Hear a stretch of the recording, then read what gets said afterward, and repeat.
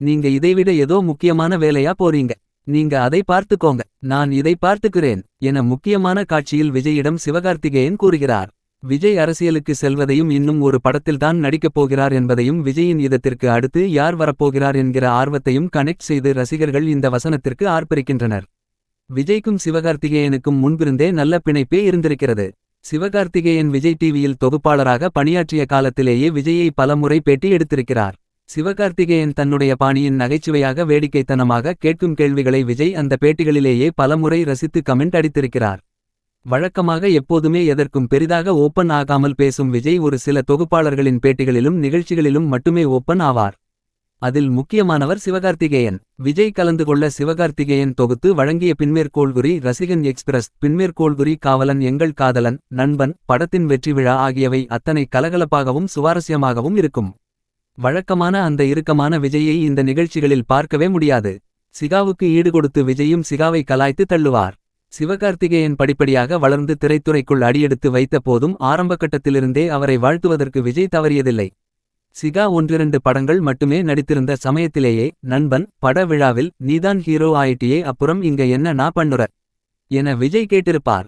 நீங்க உங்க வாயால சொல்லும்போதுதான் சார் நான் ஹீரோன்னு எனக்கே ரெஜிஸ்டர் ஆகுது என சிவகார்த்திகேயனும் மேடையிலேயே விஜய்க்கு நன்றியை தெரிவித்திருப்பார்.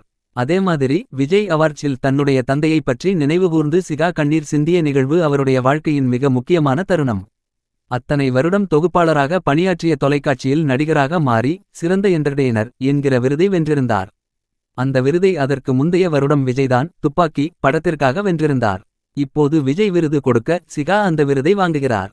கண்ணீர் ததும்ப நின்ற சிவகார்த்திகேயனை தோளில் தட்டி கொடுத்து அவரோட எல்லா படமும் பார்க்கிறேன், ரொம்ப நல்லா பண்றாங்க, கிட்ஸுக்கெல்லாம் அவரை ரொம்ப பிடிச்சிட்டாரு, அவரு கிட்ஸ் எல்லாத்தையும் பிடிச்சிட்டாரு என விஜய் வாழ்த்தியிருப்பார். குழந்தைகளை அதிகம் கவர்ந்த நடிகர் என அறியப்பட்ட விஜய் இன்னொரு வளர்ந்து வரும் நடிகருக்கு அதே விஷயத்தை குறிப்பிட்டு பாராட்டியது பெரிய விஷயமாக பார்க்கப்பட்டது.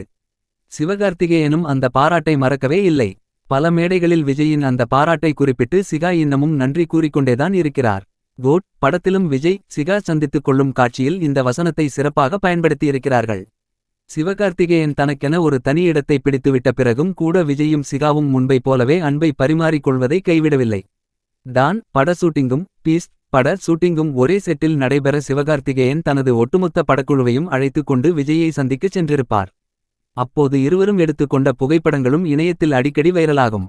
சிவகார்த்திகேயன் முதலாக தயாரித்து அருண்ராஜா இயக்கிய கனா படத்தை தனது குடும்பத்துடன் சிறப்பு காட்சியில் கண்டுகளித்து படக்குழு மொத்தத்தையும் விஜய் பாராட்டி நெகிழ்ந்ததாக பின்மேற்கோள்குறி கனா படத்தின் நாயகி ஜஸ்வர்யா ராஜேஷ் குறிப்பிட்டிருக்கிறார். விகடன் சினிமா விருது விழா ஒன்றில் ரஜினிகாந்துக்கு விஜய் விருது வழங்க அந்த மேடையில் சிவகார்த்திகேயனும் இருந்திருந்தார். ரஜினிகாந்தின் குரலில் சிவகார்த்திகேயன் மிமிக்ரி செய்ய அதை ரஜினிகாந்தும் விஜயும் ரசித்து பார்த்து கைத்தட்டியிருப்பார்கள்.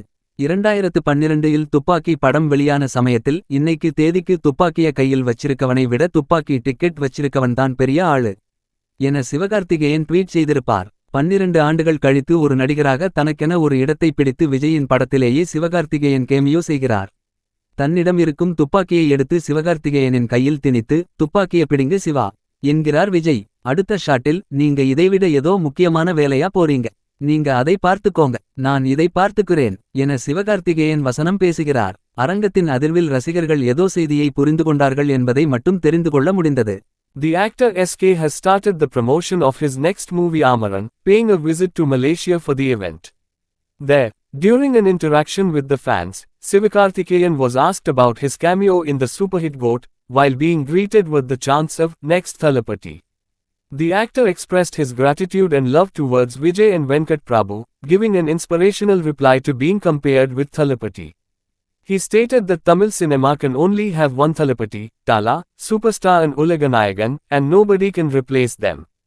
According to him, he wishes to feature in superhit releases of the same level as his seniors but does not desire to replace their places.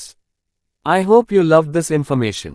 My dear Nanba Nanbi, please give your love and support to your Thalapathy channel.